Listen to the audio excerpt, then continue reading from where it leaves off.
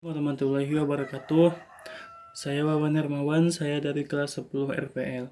Saya di sini ingin menjelaskan sedikit tentang apa pengertian dan tujuan pemrograman atau hal-hal yang berkaitan dengan pemrograman.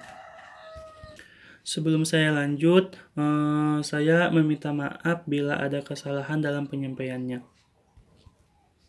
Sebelum kita bisa menapaki jenjang karir sebagai seorang programmer profesional, maka kita harus memulai dengan menjadi pemrogramer pemula dan belajar dasar-dasar pemrograman. Teori dasar pemrograman pun sangat berpenting untuk dikuasai setiap programmer, sebab inilah fondasi awal kita untuk bisa menguasai bahasa pemrograman. Namun untuk menguasai ini kita harus mempunyai ketelitian serta kemauan belajar yang kuat. Dan kita juga harus rutin belajar agar ilmu yang kita peroleh semakin melekat dalam ingatan. Ada beberapa hal yang harus diperhatikan dan dipelajari sebelum kita memutuskan untuk membuat program sesuai dengan kebutuhan serta keinginan.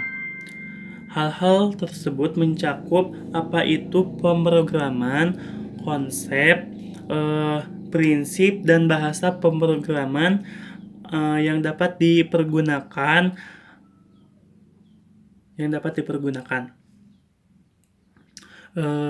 Ada juga pembahasan terkait pembuatan kerangka program hingga cara-cara untuk mengembangkan atau meningkatkan kemampuan kita dalam menulis aneka program komputer.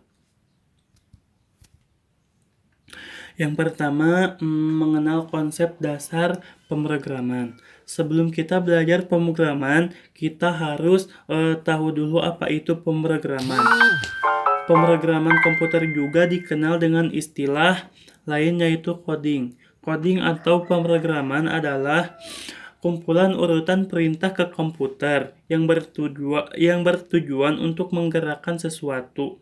Kumpulan urutan perintah tersebut dikenal juga sebagai suatu susunan instruksi perintah, sehingga komputer dapat memproses tugas yang dilakukan oleh user atau pengguna. Selebihnya, tugas dari para programmer hanyalah melakukan pemeliharaan program secara berkala. Yang kelima, input data.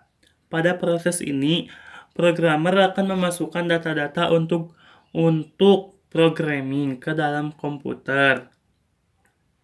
Untuk memudahkan proses input, para programmer akan menggunakan perangkat khusus proses input, misalnya perangkat keyboard ataupun mouse pada komputer. Yang keenam, proses data. Proses pengolahan data tersebut dilakukan dengan menggunakan perangkat processing komputer. Beberapa proses tersebut antara lain membandingkan, menghitung, dan mengurutkan data. Yang terakhir atau yang ketujuh, output hasil. Output tersebut dapat berupa aneka informasi yang disampaikan sesuai dengan tipe-tipe data yang diinput masing-masing sebelumnya. Misal, kita memasukkan data input berupa file audio, maka hasil outputnya juga akan berupa audio. Mungkin hanya itu yang dapat saya sampaikan. Mohon maaf bila ada kesalahan dalam penyampaiannya atau kekurangan. Sekali lagi saya minta maaf. Assalamualaikum warahmatullahi wabarakatuh.